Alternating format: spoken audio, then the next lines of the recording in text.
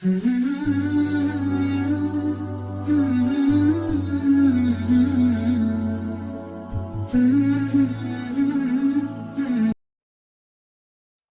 walhamdulillah, wassalatu wassalamu ala rasulillah, wa ala alihi wa ashabihi ajma'in. Assalamu alaikum wa rahmatullahi wa barakatuh. To begin, last Saturday, we entered in the month of Muharram. It's the month when Rasulullah sallallahu alayhi wasallam and the Sahaba did the hijrah.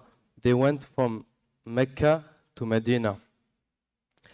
When they arrived to Medina, they find out that the most part of the people of Medina, if it's not all, were Muslim. It means that there have been a work on the people of Medina, subhanAllah.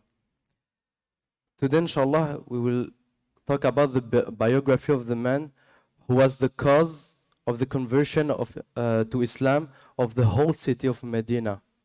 The name of this companion is Musab Ibn Umair, radiyallahu anhum. First of all, he was born and raised in Mecca.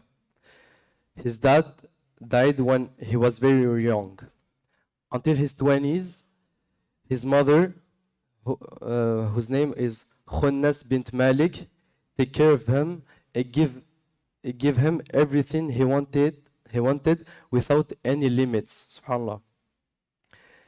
In Mecca, there was no one like him, subhanAllah. He had the best clothes, the best perfumes. He was a beautiful young boy, subhanAllah. When he passed by a way, people knew he passed by this way just by the smell of his perfume. He left behind him the smell of his perfume just to let you know how expensive it was.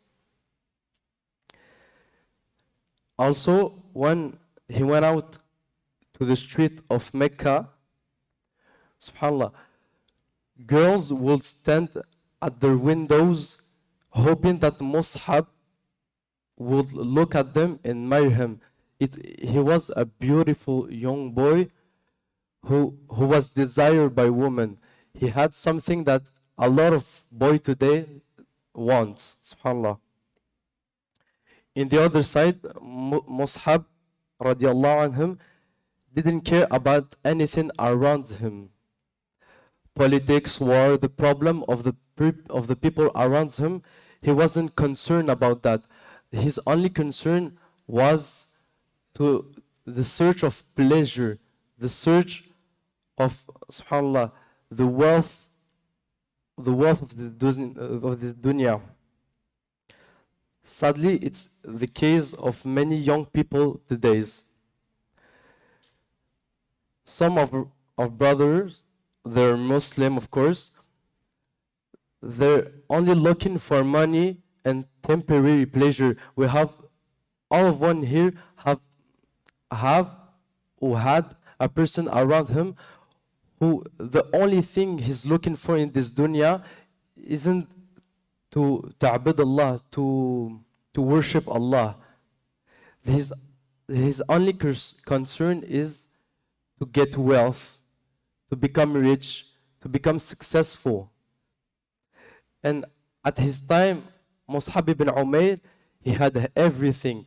His mom was rich and he didn't have a dad. So his mom will take care of him and give him everything he wanted. But subhanallah, even if he had everything, Musab felt empty inside his heart. Even if he had the most expensive clothes, even if he had the most expensive perfumes. We've said that the clothes that he have some clothes that came from Yemen. At that time there was no plane, there was no boat. There was boat, subhanAllah. There was no plane. So when someone traveled to get clothes, to get spices and everything, it takes months. It's not something that everyone could afford. But Musab ibn Umair had everything he wanted. Subhanallah.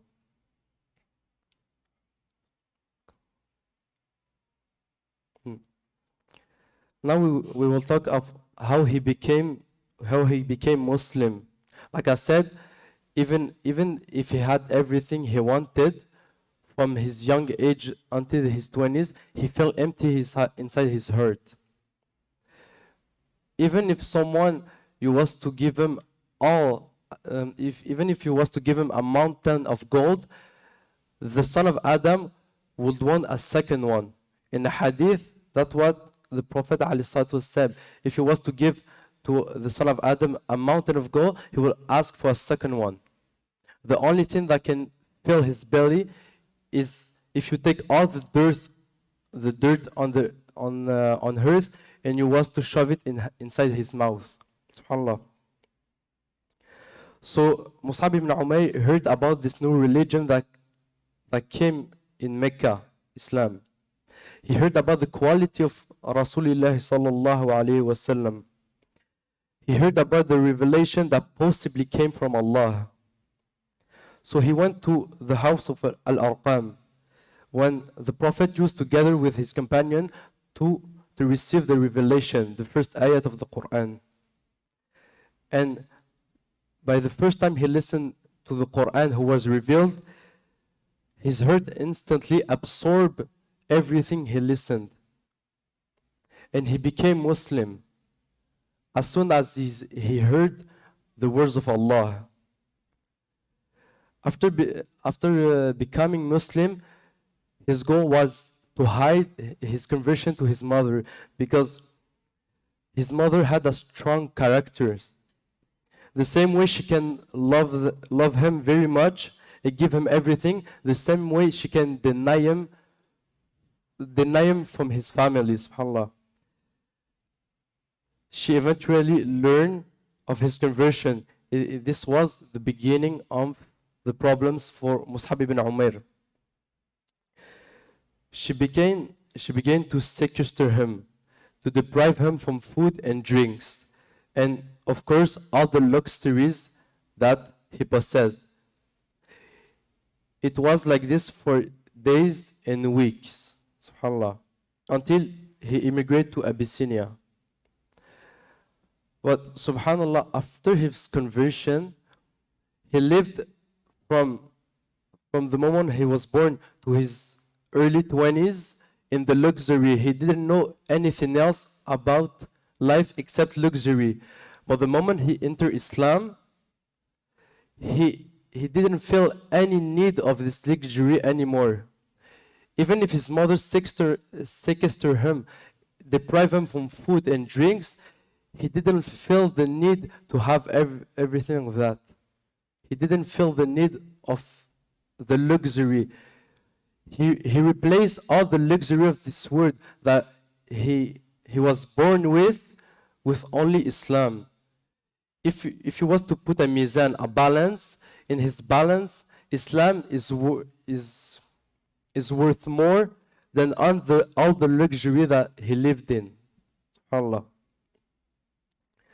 Like I said, a moment after he was sequestered by his mother, Rasulullah sallallahu alaihi wasallam gave him the authorization to immigrate to Abyssinia when he learned about Islam. After he came back to Mecca, Rasulullah sallallahu alaihi wasallam was looking for someone to go to Medina and teach Islam to the few Muslims that lived at Medina. Imagine at that moment, Medina, there were like few Muslims with the Pact of Aqaba. It says that there were 12 Muslims at Medina at that time. And Rasulullah sallallahu alaihi wasallam had to choose one person to send and teach them Islam. And between all the companions, Abu Bakr, Umar, between all the greatest companions, Rasulullah sallallahu alaihi wasallam sent Musab Ibn Umair. He went to Medina and lived with a man named Musab ibn Zurara. Musab and As'ad start to give da'wah to the people of Medina. They started with the normal people of Medina. And then they decided to address themselves directly to the two chiefs of the Medina. It can remind us of Musa alayhi salam. Allah gave him the order to go directly to Fir'aun. And Mus'ab and As'ad did the same thing. They went directly to the two chiefs because they know if they got the two chiefs of the tribes, they got everyone else because they will all follow into Islam. So they want to discuss with the two chiefs to call them to Islam. Their name is Usayd ibn Hudayr and Sa'd ibn Mu'adh. SubhanAllah. Sa'd ibn Mu'adh was the cousin of As'ad. So he didn't want to confront him directly. So he sent the second chief, Usayd, to go and confront Mus'ab about his da'wah, the fact that he's calling people to Islam. So he went to confront Mus'ab and said to them, why have you come to us, deceiving and corrupting the weakest among us? So he see the da'wah of Mus'ab as corruption in Medina because he was calling to Allah and Allah only. We have to, if I can have your attention now, because we have to look at how the Sahaba did da'wah, how they called to Islam. Mus'ab could have just respond, you are kafir. You don't believe in Allah only.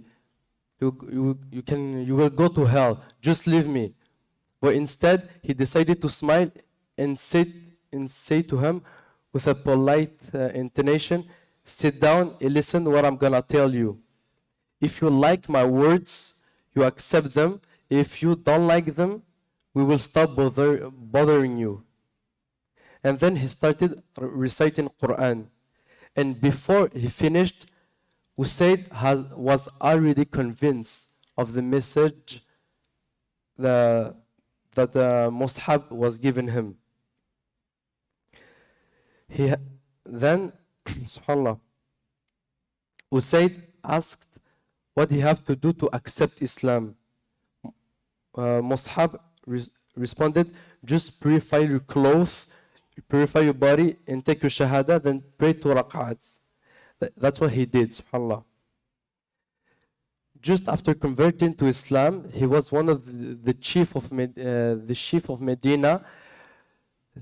His first concern was da'wah. The first thing that he said after praying his 2 rak'at, that there is a second chief.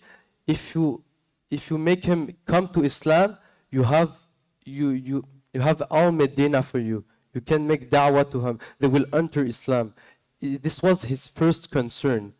He didn't think, I became Muslim, khalas, I finish, I'm going to paradise. His first concern after entering to Islam is to give da'wah to pass the message to someone else. So they set up a trap just to make the second chief come to the house of his cousin, Sa'd. So they set up a trial saying that As'ad was attacked by other people just to make Sa'd come to his house. He was his cousin. So the trap succeeded and he finally come. Mus'ab said the same thing to Sa'd. If you subhanAllah, if you like what I will say to you, accept it. If you don't like what I say, just we will stop bothering you. SubhanAllah. And like Usayd, SubhanAllah, before he finished, he was already convinced of the message of Islam. And he did the same steps. He did the same steps as Usayd, and and went back to his people after becoming Muslim and said to them, what am I to you? It's the second chief after the first one came to Islam. It was the second one, the turn of the second one. And when he became Muslim, he went to his people and said, what am I to you? They all respond, you are our chief and the best of us. So he said, by Allah, I will not speak to any of you until you believe in Allah and His Messenger. Like the first one, his first concern when he entered to Islam was to pass the message to the next person. How much time have we been in Islam, and how much person have entered Islam by our cause? We have to ask ourselves. They enter Islam and their first concern was to give the message to the next person. We have to take an example, inshallah, to follow their path. And they all accepted Islam. All Medina followed the two chiefs and they all accepted Islam.